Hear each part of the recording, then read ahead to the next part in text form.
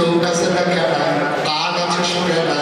আমরা বলি আল্লাহ এরা আবার কেমন মানুষ, মন আছে বুঝে না, চোখ আছে দেখে না, কান আছে শুনে না, এটা আবার কেমন মানুষ? আল্লাহ কয় আমি কি বলছি নাকি মানুষ? উলাইকা কালানাম, ওরা হলো চতুষ্পদ জানোয়ারের মতো। আমি বলি আল্লাহ কি জানোয়ার? আল্লাহ কয় না বাল হলো আবার এটা জানোয়ারের চাইতে আরো খারাপ, ঠিক কিনা? মন থাকার পরে বুঝে না, চোখ থাকার পরে দেখে না, কান থাকার পরে শুনে না। আল্লাহ কয় এ জানোয়ারের চাইতে খারাপ। এমন মানুষ বাংলাদেশে আছে নাকি না? সব বুঝে, কেমনে টাকা পাচার করা লাগে এটা বুঝে, ভোট ছাড়া কেমনে ক্ষমতায় থাকা লাগে এটা বুঝে, মানুষের সম্পদ কেমনে হরণ করা লাগে এটা বুঝে, ওই হিন্দুদের উপরে মায়াকাণ্ড দেখায় আর তাদের জমিন কেমনে দখল দেওয়া লাগে এইটা বুঝে। ইসলাম বুঝে না।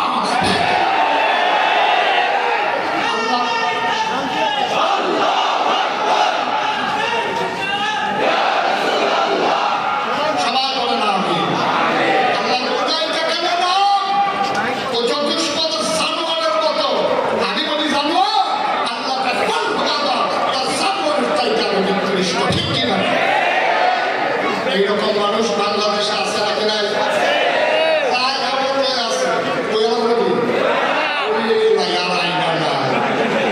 মারহাবা মানা রে, পুরো কানা মারহাবা। সবাই বলেন আমিন। আপনার আওয়াজটা ঠিক রেখে ওয়াজ করে বলতে থাকবেন, কারণ খাউটটা ভালো হলে শাহিদের করে মজা আছে, ঠিক নিও। আর যে ওদিন দিয়া গেছে এই দিন আরো শাহিদারের সাথে প্রবলেম খাইতে পারে না, হোমাই লইয়া বোঝা গেছে, ঠিক নিও। তাহলে ওদের নোলা দিয়া লাগেন শাহিদারের জন্য বক্স সাউন্ড লাগে, আওয়াজ কারে সোভানাটা বাড়াবে, এই আওয়াজ বলেন মারহাবা। তাই আমার জন্য বলি ওখানে রাখো, আমি কম তুমি কম হাত আছে, নাক আছে, চোখ আছে, মুখ আছে, কান আছে, কিন্তু আকল নাই। এরকম মানুষ বাংলাদেশে আছে নাকি নাই? ঢাকা আছে, ঢাকা ইউনিভার্সিটিতে যাকে বলা হয় পঞ্চরাজ্য, এখানে একজন টিচার বা ছাত্রীদের কথাটা ঢাকা ইউনিভার্সিটিতে কুমিল্লাতে ট্রান্সফার করলো, আমাদের হতে বেশি পায়, তারপরে কয়জন পায় এই করে ঢাকা ইউনিভার্সিটি। এটা একটা গৌরবের জায়গা, এটা একটা সম্মানের জায়গা। এখানে ইচ্ছে করলে চান্স পাওয়া যায় না।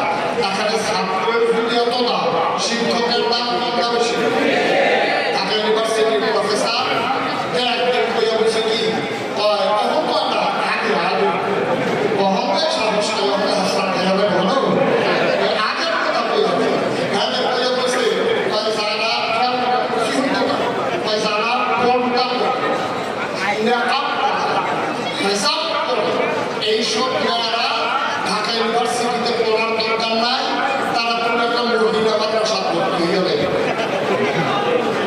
কিছু বলতেন না, আমি মনে করছি আপনারা খুশি হয়েছে। আমার মেয়ে পড়তে পারলে ঢাকা ইউনিভার্সিটিতে পড়তে পারবে না, অজিত ভাইয়ের মেয়ে ঢাকা ইউনিভার্সিটিতে চান্স পাইলে পড়তে পারার কারণে পড়তে পারবে না। আপনি এটা মানেন নাকি?